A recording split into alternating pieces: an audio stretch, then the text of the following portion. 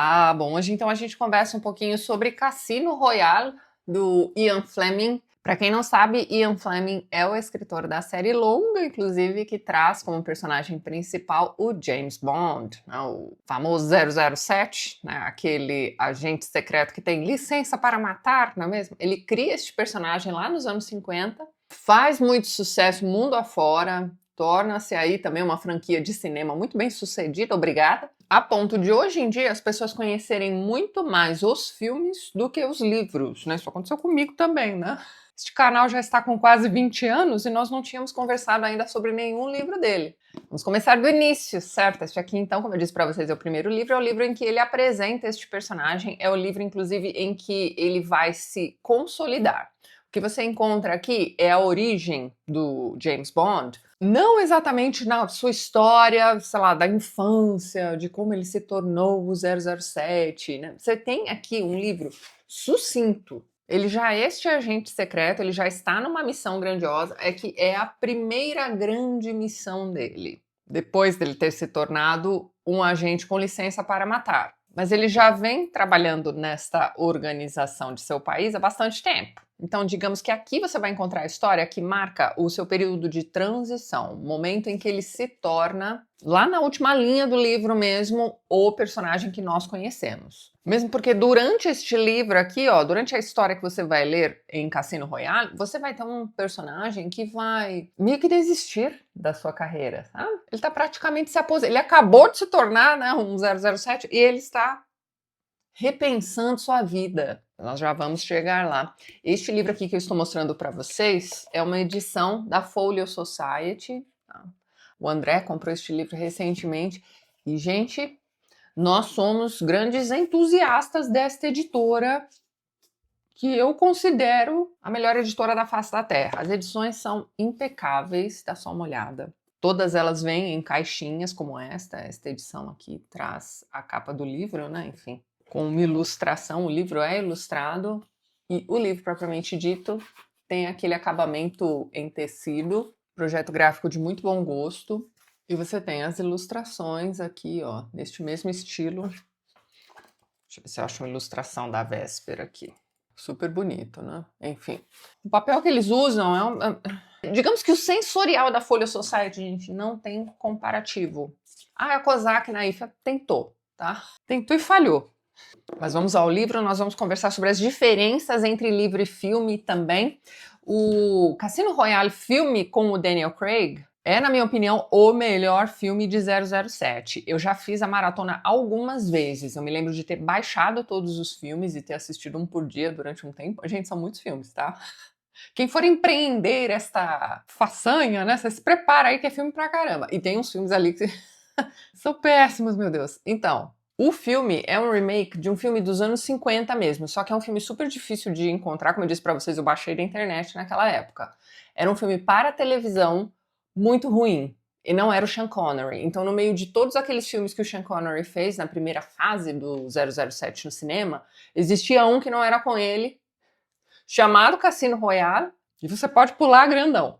Curiosamente, fizeram um remake que se tornou, na minha opinião, e na de muita gente também, o melhor filme da franquia. Não foi superado ainda. É o filme que apresenta o 007 do Daniel Craig, que tem muito a ver com o personagem propriamente dito. E tem um outro detalhe também. Este filme para a televisão parece que teve muita audiência e foi parodiado num filme dos anos 60 com o mesmo título, mas nada tem a ver com o livro do Ian Fleming, a não ser o fato de ser uma paródia. É uma comédia pastelão chatíssima, tá? Essas comédias dos anos 60, eu não vejo graça. A Sharon Tate tem uns filmes desses aí, olha que eu gosto pra caramba da Sharon Tate. E os filmes são horríveis, tá?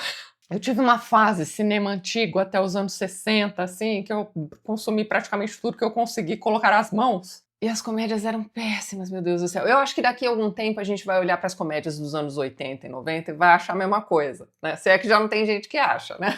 Mas então, esse filme de 67, eu não me lembro nem se o nome do detetive era... Eu acho que eles não puderam usar o nome dos personagens, né? Enfim, contidos aqui no livro do Fleming. Mas tem atores muito famosos daquela época, tá? Tem o David Niven, tem o Orson Welles, A mocinha do filme é a Ursula Andress, né, que é uma das Bond Girls mais famosas dos filmes do Sean Connery. E tem uma participação de uma atriz lindíssima. Ela fazia uns seriados de terror que eu gostava de assistir também dos anos 70, tipo Galeria do Terror, que é a Joanna Pettet. Amiga da Sharon Tate também. Essa moça linda, um cabelo que, pelo amor de Deus. Você passa a vida tentando ter o cabelo da Joanna Pettet e não consegue. Mas tá, sobre o filme de 2006 a gente conversa mais pro final do vídeo. Vou falar um pouquinho sobre as diferenças de enredo com relação ao livro, mas vamos dar uma olhadinha na vida do autor. Já que é a primeira vez que a gente fala sobre o Ian Fleming por aqui, a gente tem esse costume, né? Primeiro livro do autor tratado no TLT, vamos dar uma olhadinha na biografia dele, que é super interessante. Ele escreve o 007 baseado em experiência própria.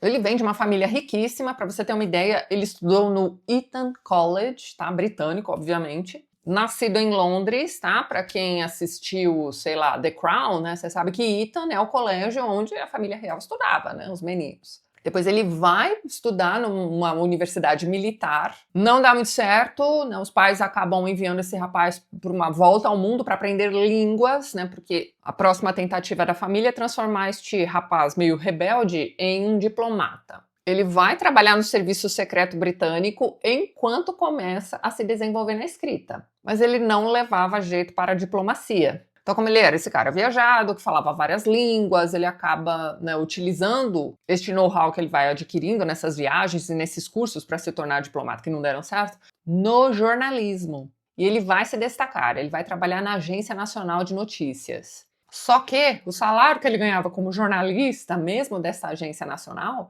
não era páreo para aquele estilo de vida que ele estava acostumado lá na casa dos pais, né? Então ele resolve voltar para casa e trabalhar no banco da família. Os pais eram banqueiros. Ficou um tempo ali, juntou um dinheiro e voltou a se dedicar ao jornalismo, que é o que ele gostava de fazer mesmo. E ele vai cobrir um grande caso de espionagem russa nos anos 30. E esse trabalho dele vai chamar muita atenção do, eu anotei o nome do órgão, Ministério das Relações Exteriores britânico. E aí, quando temos o estopim da Segunda Guerra Mundial, Ian Fleming vai trabalhar na inteligência. É nesse período aí que ele vai se tornar uma pessoa meio que viciada em cassinos, né? Então ele começa realmente a aprender ali os jogos, se dedica, tá? Então este era o seu momento de descanso e relaxamento em meio àquele trabalho super sério da agência de inteligência. Bom, enfim, a ideia para escrever este livro surge neste período. Essa ideia fica de molho. A guerra termina em 1945, ele vai passar um período na Jamaica, e é nesse momento que ele decide começar, então, a escritura do romance, baseado naquela ideia que ele havia tido anos antes. Alguma coisa envolvendo serviço secreto, cassinos, espionagem russa, tudo aquilo que ele vivenciava. Então perceba que ele não precisou fazer pesquisa nenhuma para escrever este primeiro livro, que surgiu meio que naturalmente para ele mesmo. Quando você enxuga o primeiro James Bond que aparece aqui neste primeiro livro, você vai ter uma grande fantasia adolescente, não é mesmo?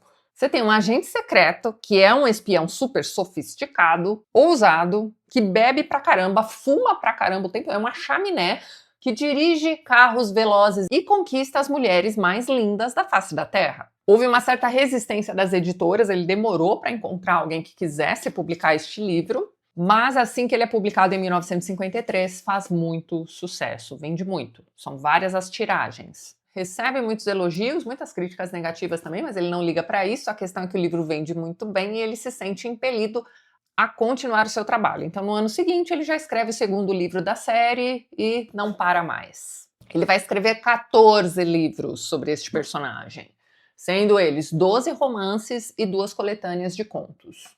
O primeiro livro saiu em 53, como eu disse para vocês, e o último em 1966. É um livro póstumo, veja bem, o autor falece em 1964. Então este livro está, assim, repleto da própria experiência do autor, bem como misturado aí com esta fantasia adolescente que eu comentei com vocês. Mas ele traz muito do clima de espionagem vivido pelo próprio autor em meio à Guerra Fria, inclusive. Quando este livro sai, a Guerra Fria já tinha entrado no seu 6º ano. E os vilões deste livro, obviamente, são russos, né? Então, se você parar para pensar, os grandes vilões do cinema dessa época, e isso durou muito, viu, gente? Eram ou alemães ou russos.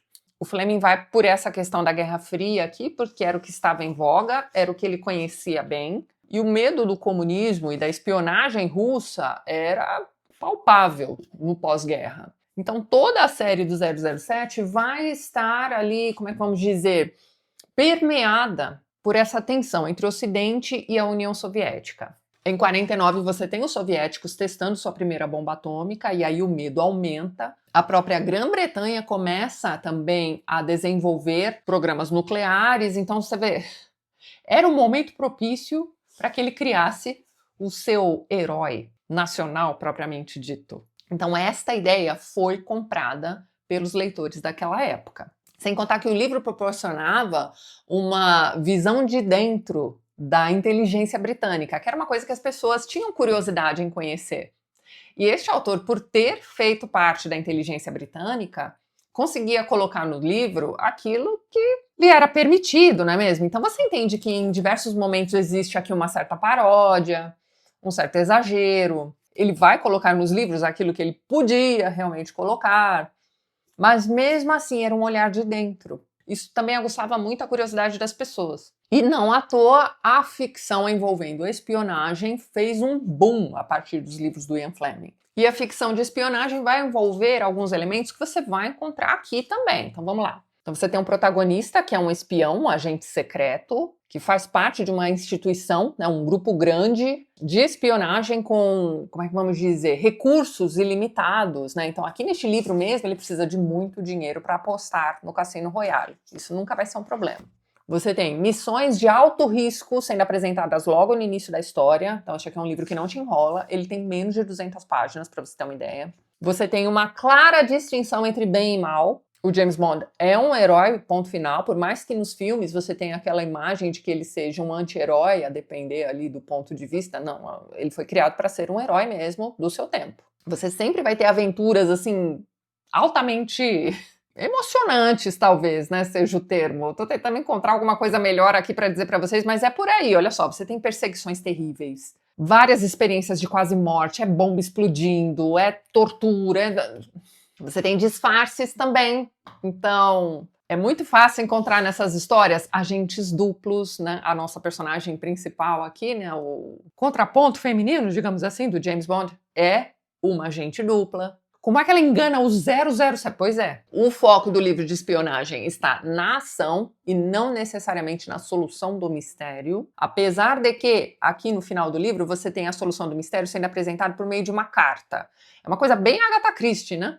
Eu não sei se ele mantém esse modus operandi nos próximos livros, né? Como eu disse para vocês, é meu primeiro contato com a literatura do Fleming. Mas o que eu quero dizer é que o leitor, quando pega um livro como este, não está interessado em quem matou? Não, você está interessado na aventura, no personagem que é canastrão, nos romances paralelos, enfim, o interesse é outro. E tem mais um detalhe também no romance de espionagem, que é a questão da tensão entre países rivais, entre ideologias diferentes. Você tem sempre uma discussãozinha sobre o estado de coisas acontecendo ali. Então o clima político pesa um pouquinho também no ambiente, né, na criação do ambiente do livro, mas não é o foco. O foco é a aventura. Então tá, agora vamos ao livro propriamente dito. Então aqui neste livro nós somos apresentados ao James Bond, que é este agente do Serviço Secreto Britânico. O chefe dele é chamado apenas de M, existe uma figura aqui que vai ajudá-lo também nas tramóias, que é o Q, né, o letra Q. A missão do momento é parar um tesoureiro soviético chamado Le Chiffre, que está passando por apertos. Veja bem, ele pegou, sei lá, 50 milhões, uma quantia absurda, principalmente para a época, do dinheiro dessa organização da qual ele fazia parte, para investir em prostituição na França. Então ele pega esse dinheiro para montar uma rede de bordéis, não sei o que lá, só que quando já está tudo pronto, ele já gastou esse dinheiro, você tem a França proibindo a prostituição. E agora toda aquela organização russa está atrás do Le Chiffre, porque afinal de contas, ele perdeu 50 milhões, veja bem. Então ele tenta de todas as formas recuperar esse dinheiro e não consegue. O último recurso, assim, sua última ideia é apostar em cassinos, né? Recuperar esse dinheiro em apostas em cassinos. Então ele está no Cassino Royale para isso. Enquanto isso, nós temos o serviço britânico descobrindo tudo isso que está acontecendo com esse cara e precisando impedir que ele consiga recuperar esse dinheiro no cassino. Por quê? Porque se ele não conseguir, é a última chance que ele tem, se ele não conseguir recuperar esses 50 milhões, o próprio sistema soviético vai engolir esse cara. A ideia é essa. Então, o serviço britânico precisa mandar um agente secreto para tentar impedir que isso aconteça. O agente secreto que eles vão escolher é o James Bond, que acabou de se tornar um 007, né, agente secreto com licença para matar.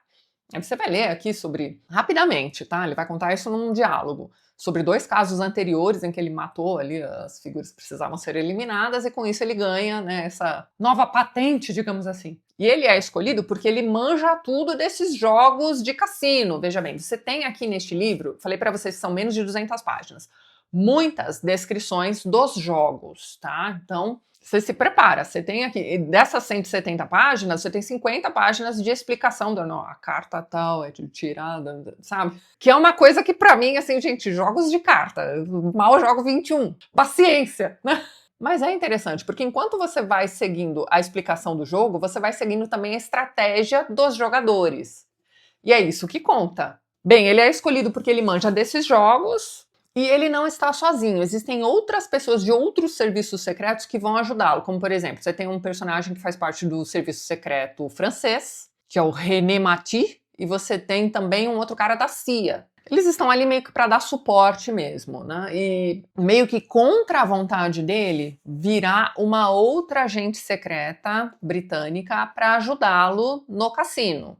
É super a contragosto, ele acha que vai chegar outro cara ali para ajudá-lo na mesa, só que quando nós somos apresentados a este parceiro de jogo, digamos assim, do James Bond, é uma linda mulher chamada Vesper. Ela vai compor um ambiente, né, com sua beleza, delicadeza e tudo mais, né, afinal de contas este figurão que está ali jogando contra o Le Chiffre, agora está acompanhado por esta bela mulher, mas ela também está ali de olho no que está acontecendo na missão também. E num primeiro momento ele acha que ele não vai precisar de ajuda, ele está meio indignado ali, mas é uma mulher lindíssima, veja bem. E logo na chegada dela, né, vai acontecer ali um estouro de bomba que havia sido destinada a ele. É aí que ele entende que ele realmente já estava sendo observado e que talvez ele realmente precise da ajuda desse pessoal todo. O Le Chiffre também não está sozinho ali, ele tem uns capangas, esses capangas estão de olho naquele cara que está ganhando a banca. Eles logo vão perceber que tem uma coisa muito errada com esse cara, é por isso que vai ter bomba explodindo, perseguição de carros, enfim, você vai acompanhar todas aquelas cenas de ação que a gente já está acostumado, né, aqui no livro também. Aqui no livro também está representada uma organização soviética chamada SMERSH. O pessoal desta organização fica de olho em situações que deram errado. Então esse Le Chiffre aí é uma situação que deu errado. Esse pessoal está ali também, o Bond está de olho nesse pessoal também, e eles não têm, né, eles só cumprem ordens, eles não têm ordem de eliminar nenhum estrangeiro. O negócio deles é ficar de olho no Le Chiffre mesmo. Só que eles não podem matar o Bond, muito menos ajudá-lo. Então quando finalmente o Le Chiffre consegue sequestrar o Bond e a Vesper também, só que eles estão em salas separadas, veja bem. O Bond vai ser torturado pelo próprio Le Chiffre e depois de um bom tempo que esse cara está nessa situação de tortura, chega uma terceira pessoa àquela sala e mata o Le Chiffre. O pessoal da SMERSH percebe que ele não vai conseguir recuperar o dinheiro, ele não vai conseguir pegar o dinheiro que já está com o Bond, porque ele está ganhando a banca lá no cassino. Então, teoricamente, a missão deu certo. É a partir do momento em que ele vai ser resgatado, vai para um hospital se recuperar. Faz um tempão que ele não vê a Vesper, ele sabe que ela também foi sequestrada junto com ele naquele dia, mas ela saiu ilesa. Ela só está traumatizada com aquilo que aconteceu. Ainda no hospital ele vai levar dias para vê-la novamente e aí começa um romance. Curiosamente é um romance que demora um pouco para se desenvolver, ela não é como as outras garotas, sabe assim? Então ele está realmente apaixonado por ela, ele realmente quer um futuro com ela, ele se imagina pedindo essa moça em casamento, né? Como eu disse para vocês, ela ficou meio traumatizada com esse sequestro, com a tortura dele. Então agora ela se tornou meio arredia, profunda, sabe? Sempre uma melancolia, uma coisa esquisita. Ele vai notando a diferença, né, que aconteceu com ela, ele vai atribuindo tudo isso ao trauma. Ele começa a perceber que no meio da noite ela não está na cama e ele ouve vozes assim ao fundo, então ele sabe que ela está ao telefone. Ele vai achando aquilo tudo estranho, mas ao mesmo tempo ele está tão apaixonado por ela e vislumbrando um futuro com ela, ele vai, né, em meio a tudo isso, ele vai desistir, né, ele quase se aposenta do seu trabalho no serviço secreto, ele quer viver uma vida tranquila com essa moça, então ele está decidido a largar tudo, só que agora vem o desfecho do livro, que é bem diferente do desfecho do filme. Então talvez seja um spoiler aí para você. Então você decide se você quer continuar ou não. Como eu disse para vocês, a minha edição é da Folio Society. É muito fácil de encontrar quaisquer outras edições aqui de Cassino Royale em inglês. Em português, esses livros saíram algumas décadas atrás pela Alfaguara. Então, se não for fácil de encontrar, se eu encontrar links, eu vou deixar para vocês na descrição. Deem uma conferida, mas pode ser que vocês precisem dar uma procurada em sebos. Não vai ser difícil de encontrar. Deste primeiro livro aqui, ó, existem diversas edições mais antigas. Eu acho que tem até uma do Círculo do Livro, salvo engano. Então, não é um livro tão difícil assim de encontrar, apesar de não termos uma edição mais nova da obra do Fleming por aqui. Então, eu vou contar o desfecho, hein? Essa moça tá muito profunda, muito distante, né? Tá esquisita. E vai chegar um dia em que ele vai entrar no quarto e vai descobri-la sem vida. Aí nós temos aquele momento em que Bond começa, né, a montar o quebra-cabeça, né, a forma como ela estava estranha, aqueles telefonemas esquisitos. Existe também, enquanto eles estão jantando, tem sempre uma figura de tapa-olho esquisita ali no ambiente. Ela morre de medo desse cara. E depois deste período de aparente depressão, ela aparece morta ali na cama. Ela comete o suicídio tomando ali uma garrafinha inteira de pílulas para dormir, enfim, e deixa uma carta. No final do livro, nós vamos ler esta carta. E aí nós vamos descobrir direitinho que ela era uma agente dupla. A culpa a estava consumindo naquele momento, porque ela realmente se apaixonou por James Bond. Só que ela tinha um amante polonês que estava preso pelo serviço soviético, então por isso ela precisava fazer este servicinho duplo. Ela conta na carta que foi ao vê-lo todo ferido no hospital, depois da tortura e tudo mais, que ela percebeu que o amava de verdade. Tentou se desvincular dos soviéticos, mas era por isso que ela estava sendo seguida por aquele cara do tapa-olho. Então, assim, eles estavam de olho nela, ela não podia sair do serviço secreto. Isso não existe. Então, ela sabia que mais cedo ou mais tarde ela seria eliminada. E sendo ela eliminada pelos soviéticos, o Bond seria o próximo também. Então, ela se mata para protegê-lo. Aí é um grande momento, meu mundo caiu, né? Ele termina de ler a carta e você acha, poxa, ele vai chorar, vai ficar deprimido. Ele fica, assim, decepcionado. Porque ele descobre que aquela moça, por quem ele estava apaixonado, porque ele já estava pensando em pedir em casamentos, ele tá todo romântico aqui, ó, até esse momento da carta. Ele descobre que ela não passa de uma espiã, isso vai endurecê-lo, ele vai desistir de pedir demissão, e a última linha é ele pedindo uma ambulância e dizendo que a moça tinha morrido. Só que a frase que ele vai usar é isso aqui, ó, "The bitch is dead now". Então ele vai chamar aquela moça por quem ele estava super apaixonado de bitch no final. Traduzindo é como se ele tivesse dito, a vagabunda está morta. Então, no final neste último capítulo, você entende por que ele se tornou essa pessoa tão endurecida, tão avessa ao amor romântico, né? Daí pra frente você vai vê-lo passando o rodo na mulherada, mas ele nunca vai se recuperar desta decepção com a Vesper. A não ser naquele último filme horroroso que saiu aí, que, pelo amor de Deus, bom... A gente pode pular o último filme do Daniel Craig, grandão. Quando você chega ao final do livro e lê a carta e tudo mais, você tem que ter em mente que tudo o que aconteceu, tudo que deu errado para o James Bond ali no cassino e o sequestro e tudo mais, foi por causa da Vesper. Foi ela quem dedurou o que estava acontecendo e quem era a figura que estava ali no cassino para ganhar do Le Chiffre. Então foi ela quem possibilitou o sequestro, é por isso que ela não teve dano nenhum enquanto ele ficou a parecer com um caminhão, tinha passado por cima dele. Você vai ler sobre a tortura, não é tão pesado quanto a tortura que você vê no filme. Se você já viu aquele filme, você sabe do que eu estou falando. Mas ele vai demorar muito tempo para se recuperar. Ele estava certo o tempo todo, né? Quando disseram para ele, ó, a gente vai mandar um outro agente para te ajudar, ele avisa, ó, vai mais é me atrapalhar do que me ajudar mesmo. E, enfim, ele estava certo. A decepção do Bond com essa moça no final do livro é a decepção do leitor também. Pra gente, ela também parece super bacana. E no final fica aquela dúvida, né? Será que ela não estava fazendo o Bond se apaixonar por ela para que ela conseguisse mais informações? No fim das contas mesmo, não dá para confiar nem na carta que ela deixa. Ah, mas é uma carta de suicídio, sim? Mas será que ela não se matou para não cair na tortura da SMERSH? Aquele órgão que estava de olho nas facções que não davam certo na União Soviética, enfim, que eliminavam esses agentes que criavam mais problemas do que soluções? Você já pensou uma moça como aquela cair nas mãos de um torturador mesmo? Ela sabia que aquilo ia acontecer mais cedo ou mais tarde, porque o cara de tapa-olho já estava em todos os lugares em que eles iam. Talvez ela tenha se matado só para adiantar o processo, né, e ela não precisar passar por tortura. Ou talvez a gente possa realmente acreditar aqui que uma agente dupla tenha realmente se apaixonado por um James Bond absolutamente, né, quebrado, acamado, né? Talvez a gente possa acreditar nisso mesmo. A questão é que ele não acredita. Ele já foi quebrado pela decepção. E ele toma a decisão de continuar na SS aqui ao final do livro. Agora vamos às diferenças entre livro e filme de 2006, que é o que vale a pena, pelo amor de Deus, tá? Este filme é realmente muito bom.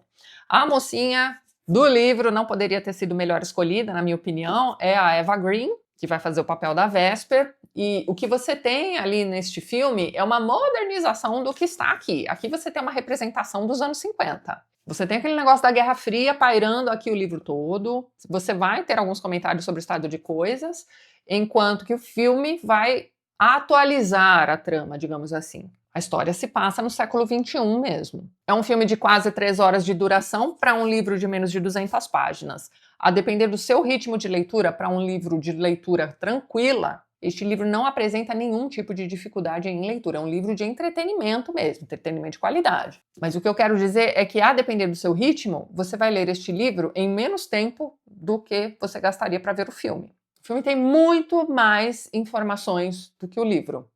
O livro, como eu disse para vocês, passa bastante tempo contando pra gente como tá funcionando aquele jogo dentro do cassino, tá? No filme você tem as ceninhas ali do jogo, né? Você entende ali a tensão que tá acontecendo naquela mesa e você não tem, agora esta carta aqui mata aquela... Bom, enfim.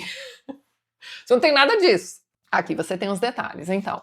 Para um filme de quase 3 horas de duração sobre um livro pequeno como este, né? O que você tem? Você pode chamar de encheção de linguiça. A meu ver, o filme é dentro de sua seara, de filme de ação, de história de James Bond, para mim ele é perfeito. Apesar do core, né, da espinha do livro ser a mesma do filme, foi muito bem utilizada no filme, então o filme também vai trazer a história da origem, muito rapidamente, né, do 007, entre muitas aspas, né, como ele se tornou 007, com licença para matar, como ele foi escolhido para essa missão também por suas habilidades em cassinos, todo o desenvolvimento amoroso com a Vesper, só que, salvo engano, no filme ele se casa com ela, não é mesmo? Eu acho que eles passam mais tempo juntos, né? E aí o desfecho da história da Vesper também é todo dramático, né? Ela também vai cometer o suicídio, só que ela não comete suicídio quietinha no quarto ali. Não, tem toda uma perseguição, tem todo um momento de você me traiu, né? Embaixo d'água, mas o efeito é o mesmo. Ele está quebrado, né? É que no filme parece que ele passa por um momento conflitante de, eu a amo tanto, mas ela me traiu. O livro não. Assim, ele termina de ler a carta, pronto, acabou. A trama se passa praticamente inteira dentro do cassino, dentro do livro, enquanto no filme você tem perseguição em Madagascar, em Miami, avião sequestrado, vão para Veneza, sabe? Tem viagens, digamos assim. No filme, a Vesper tem uma outra missão também, ela não está ali exatamente para ajudar o Bond na missão. Ela também não é uma agente do serviço secreto. Ela faz parte do Tesouro Britânico. No filme ela tá ali mais para controlar o dinheiro que ele vai gastar no cassino. Porque os recursos no filme não são tão infinitos assim. No livro parece que ele pode usar o quanto ele quiser ali, desde que a missão seja cumprida. Mas ao final ele precisa devolver o dinheiro que ele ganhar ali no cassino, obviamente. Então, no filme, ela tá ali para se certificar de que, né, o dinheiro vai voltar para sua fonte. O efeito final aqui, né, da morte da Vesper é parecido, né, apesar de ser um pouco mais dramático no filme mesmo.